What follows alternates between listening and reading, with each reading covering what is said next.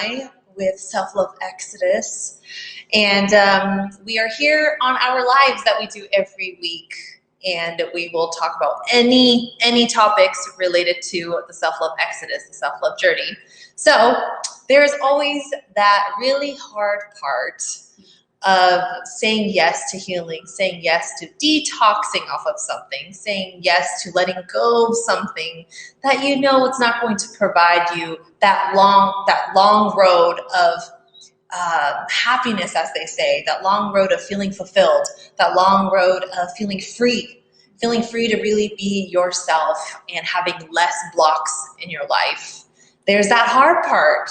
There's that really hard part that looks like enduring. And we'll get into examples of that. Okay. So, but that's the title, embracing the hard part. And yeah, Hallie, you're embracing a really hard part right now. And so what are you going through right now? What are you getting off of? What are you detoxing? What are you letting go of? What are you healing from? That's hard right now.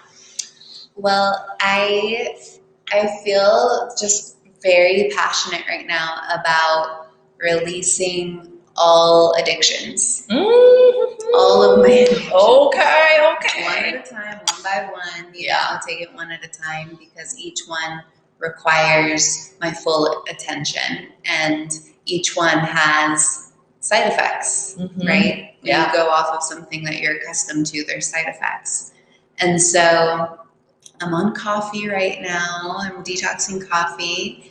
And this one, obviously, if anyone's ever given up coffee, you know that there's about a week where you have a killer headache and really low, kind of sluggish energy. And so that's where I'm at this week. I'm in the week of that. But I think the thing that's so key about this is before you're ready to go off of the thing, you first have to prepare yourself and know that you're going to go through the hard part and that you're ready to go through the hard part. And there have been I've been saying this for a long time, like, I want to get off of coffee, but I'm not ready yet. I'm not ready yet. And what I was really saying is I'm not ready for the hard part yet. I'm not ready for that week, right? That week of withdrawal symptoms. I've gotten off of coffee before. I know what it's like to not have that addiction. I've had it, I've been off for years and years and years, and then I picked it back up. And then I was back on for, daily habit. So I know I can do it. And B, I know that I knew from having gone off before that it's hard. And there have been times when I'm like, all right, I'm going to go off of coffee. Day one headache. And I'm like, nah, I'm not ready to have this headache. Yes, because it's killer. I mean, I've experienced a little bit. It is like, what is that? It's so killer, but that's such a big piece of information, right? Like if something, when you no longer have it, is giving you killer painful symptoms, is that something that you should be putting in your body? Right.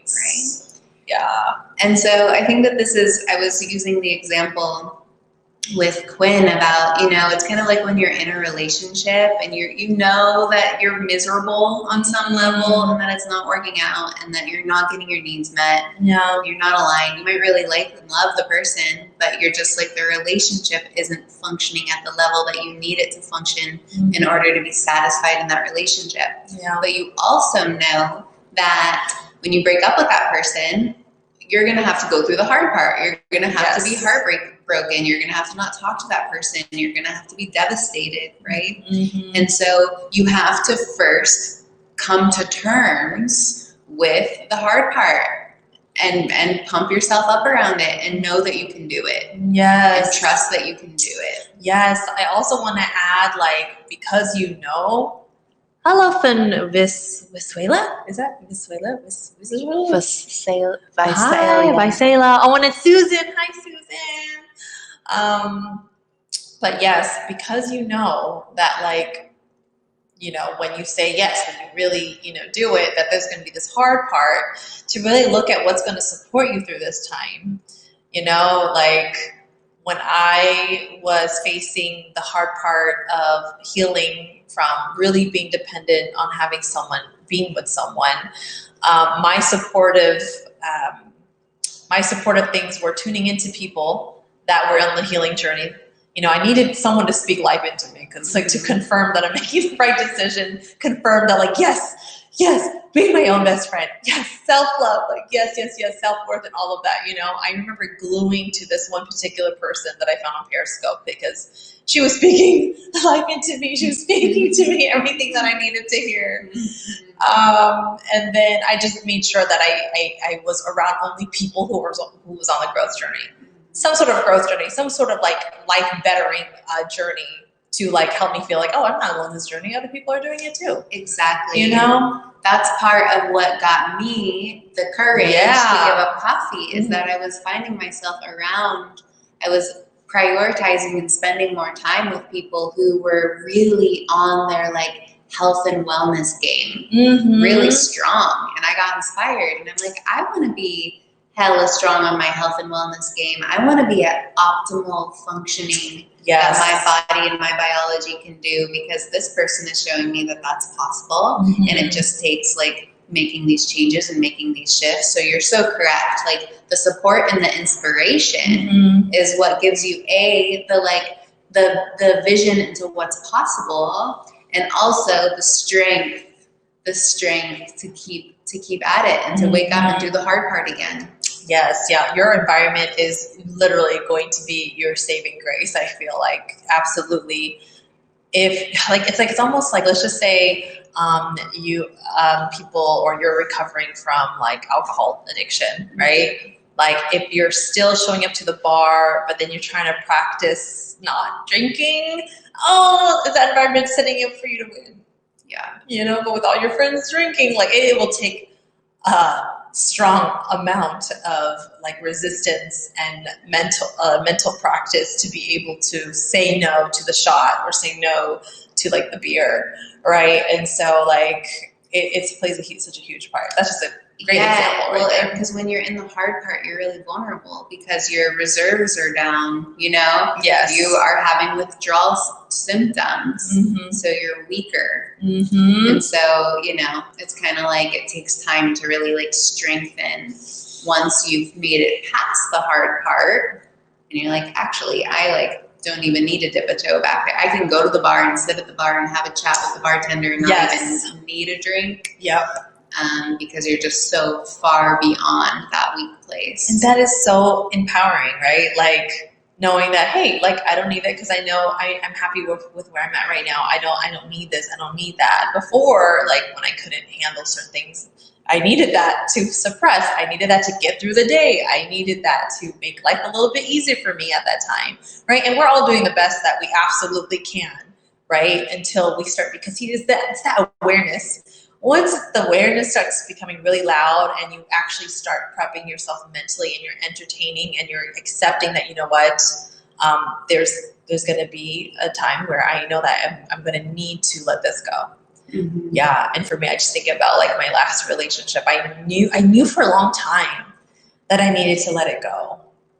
I just wasn't. I was like, all these emotions, all these feelings of abandonment and not being loved the same way back, and losing the connection, losing the relationships, losing the great memories, you know, like that. I was so afraid of living without that. Terrified. It's the hardest with people. Yeah. I swear. I like conquering my addictions. I think it's really, there's something fun about it for me. Yeah. But when it comes to people, it is so fucking hard. Yes. There's emotional ties with it on a deeper level. Very deep. Especially when you've opened up to them emotionally already, and you let them inside to occupy some space. Yeah. Oh yeah. It's like you're giving a part of you up. That's what it feels like. That's what it feels like. Right? You still have your heart intact, like physically, you know, but it feels like you're losing a big chunk of yourself. Like you're dying. Like part of you, you're letting this person. And the part of you like is dying, right? The part of you that's like, I no longer can accept this treatment.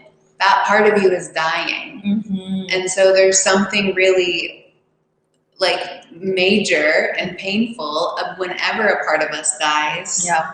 And it is in the package of another person. Right. It's like you kind of have to like understand that you're going through a death, and because you're going through a death, you need a lot of gentleness. You need a really supportive environment. Yeah, environment. And this is when look for the therapist, look for that coach, look for that healer, look for someone to hold your hand and keep you accountable and just being there for you. Because we need to tune into something that enforces this journey. Yes, you made a decision, because we'll go into self-doubt. Oh no. Like the withdrawals, right? Like getting the itch, like, oh no, I need that coffee now. Oh, I'm feeling it. It's painful. Or like, oh no, I just want to hear their voice. If I could just hear their voice a little bit, that's all I need. And I remember I would go back for those doses. Oh yeah. Like I just want to hear like my ex's voice. Yes. Or like I just wanted to see him. Yeah. You know, just one text. Yeah. Just harmless. Yeah. And then you feel what had happened. You're like, actually, that was worse. Yes, because they brought up all the reasons why you're not worthy. All the reasons why he left you, or she, like all the reasons why it didn't work out. And then you're like, So we have all been around the hamster wheel. Let's just say that. Susan, thank you for the appreciation award on HAPS. I really appreciate it. So the hard part. So who's going through the hard part right now? Yeah, and like what is your thing that you're tuning into and letting go of? Yeah, and what have you grown through or like surpassed or like gotten over that hump already, right? There might be some things that we've gone over the hump with, and then we meet another hump. Oh yeah, this is what's so fascinating, right? It started a couple weeks, like maybe a month ago, where it's like, okay, I'm letting go of like marijuana. Yes. And then that led to the next thing that I was ready to let go of. And now I'm like, okay, social media, coffee, like what, bring it on. What else? You see that? So like you have, because you experienced going over the hump, you see what it took. Yes. And you're literally plugging into the same formula. Wavelength of you realize that you can do it. And that's what's so fun. That's when it gets fun. Yes. You're like, I got this actually. Oh, this is just another hump. Hi, hump. I can do the humps. That's so much courage, and that's very. It's almost like you're building this resilience as well to endure this resilience to endure the hard part, endure the temptations, and really be strong mentally. Yeah, I'm feeling the mental game is like strong with this, and maybe a little dash of spiritual self too, because you're like, I'm really staying to my truth right now, and my truth is like I deserve to be free, or like like I'm that's it's connected to who I really am. Yeah, Yeah, because for me, freedom is not having any dependencies on anything to make me like feel a certain way. To be free is to just be in my own body and in my own experience, and to be able to trust my body, to trust my experience. Right? And not feeling a certain way when it leaves you. Yeah. Like you're not so dependent on that. Let's see. Daniel, hello, says, I think we not even know when the hard part is going on. It absorbs in some way. When I hear that, it's kind of like we've gotten used to numbing like the daily hard stuff of like perhaps addressing our pains, right? And then there's that. Well, that's the thing, right? It's like you make the choice. Do I want like the dull pain of maintaining this habit? And sometimes it's not a dull pain. Sometimes it's an excruciating pain of maintaining the habit, especially when it relates to unhealthy relationships, right? Do I want the energy spikes of being addicted to coffee and like every day, midday, having to like lay down because I'm so tired and I can't really do my day anymore? Or do I want to just say, you know what? I'm going to go for that more condensed pain of letting this fucking thing go. Woo! So then I can neutralize. I love how you just nailed it down with that process. Because Yeah, that's literally what I experienced. Of just literally just maintain. We'll have our fights, like according to like my experience of like letting people go, from my dependency on like emotional love from somebody. But yeah, it would just be up and down all the time. And even when it felt this, it would spike up, argument, argument, all these low points. Actually, I should go do this. The down part of the low points, like depressive state, all of that. And then we make up, and then it feels really good. And then I get triggered, and then we go back down. Or they get triggered, and then we go back down with the arguments. And it was just like up and down for a long time, right? I've been in 2 long-term relationships. That's plus 10 years. Okay, so I maintained it. It's funny using the word maintain, but I really basically maintained that because I didn't want to facing all of it by myself. Yeah. And really stepping into, let me be independent. Let me take care of my own emotions. That was, what? What's that? And that's one of the indicators, right? You're on a roller coaster. Yeah. Whatever you're on a roller coaster with is showing you what wants to eventually be faced and let go of. Yes. Because roller coasters are very destabilizing. And when we're unstable, then we're not in our center. Mm-hmm. And so, if it's substances, people, porn, whatever type of addictions bring you up really high and low really low. Yep. There it is. I'm just going to say, there it is. Because here's the addiction, and then there's the crash. Yeah. Without it. With, without. Amber. Hi, Amber. Hi, love.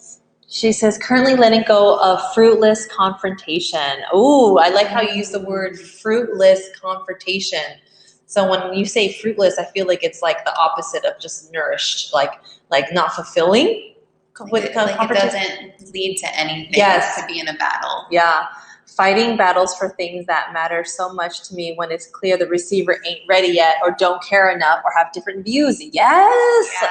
Right. And that's you sticking to your truth, and being really firm with that and allowing people to reveal where they stand on that so you can make a decision for yourself. Mm-hmm. Beautiful. And conserve your energy. Yes. Because that's another one, right? Like you get rattled up and then you have the battle and then there's the crash.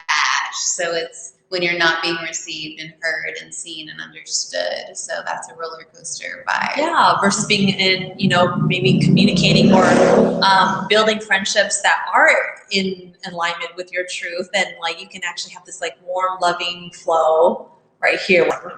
Mm-hmm. Yeah, beautiful. Daniel says, especially in these extraordinary moments, the world is running. Yes, right? And then there's other things the world is tempting us for it to do or flashing in our faces. So we're tempted to even stay with our addiction as well of chasing certain things or whatnot, or what's coming to mind is upholding a certain status. So then you just do whatever it takes for you to uphold the status. And there could be a lot of addictive things that we're doing to continue to maintain that energy, or maybe we, I just think of business. We need to be sharp, so we will do some drugs so that we can maintain this and ignore everything else that's crashing, Let's see. Susan is saying, sorry with Haps. I feel like it's kind of been glitchy over here, Haps on Facebook. But Susan, you say you're describing my marriage to my departed husband. Yes, we're all on this journey of healing. Eddie says, oh, Eddie. Hi, Eddie. Hey. Trusting that you're making a good decision to let something go is tricky. If it's not a bad thing, just something that's not for you, that's needed. That need maturity. Mm-hmm. Susan says, no, when I'm scared of relationship again. Yes, right? So when we're in a place of not trusting, or when we're in a place where you're confused because it doesn't feel Eddie, what I'm hearing you saying is you're experiencing connections that are not so completely toxic. They're not toxic. Yeah, they're not toxic, but you can see that they're not totally aligned. Yeah, or compatible with you. And even recognizing that, that's huge awareness. It takes awareness. Yeah, because that's the thing. It's kind of you get into these more subtle realms where you're okay, like there's a lot where we do match up, but it's not a full yes for me. And if it's not a full yes for me, then that's a disservice to you because you deserve someone who's a full yes for you. I deserve someone who I feel a full yes for. So it's not always like I have to let this person go because they're unhealthy for me necessarily. Right? Yeah. And that I just think about like when we're able to catch those, we are in like a healing or self-love journey to where that awareness is even there to catch it. Then just like going along, and just trying to make it work when there wasn't enough things aligned anyway. And then perhaps then it blows up to something bigger, right? Because then you're just kind of neglecting how it's not working, and then it blows up somewhere somehow. Yes. Yeah. That's a really great point. Really great point. And then with Susan, no wonder I'm scared of a relationship again. Yeah. And it's okay. Be in your healing zone. Yeah. Be in your healing zone, right? Like go to what you at least know for sure that's needed for you right now. Yeah. That is a great place to focus. Like you're reminding me when I was just kind of like, done with relationships because I was exhausted and I saw that, wow, I didn't even see these qualities as a giant red flag enough for me to leave in the beginning to save me from dragging on a relationship that I already knew that wasn't healthy, right? So that's okay, Susan, right? At least we're aware. We are aware. We're saying yes to the healing journey so that we can, relationships start to feel good are again. also not a requirement for happiness. I love that. You just said that. They're just Girl. not. It's a huge delusion of our culture is that we have to be in relationships in order to be whole. That is absolutely not the case. That is, I feel like that's problematic. And for those of you who've been living with that, you will experience what that's like. Yeah. And I know a lot of us believe that. I mean, I grew up believing that. Susan, I'm in a year waiting period, 1 year dating myself. Okay. We'll see what comes out, right? So yeah, that's our talk today, embracing the hard part. Hello from Los Angeles. Hi, Pablo. I know that we're talking to you later on today. Yeah. So let's see.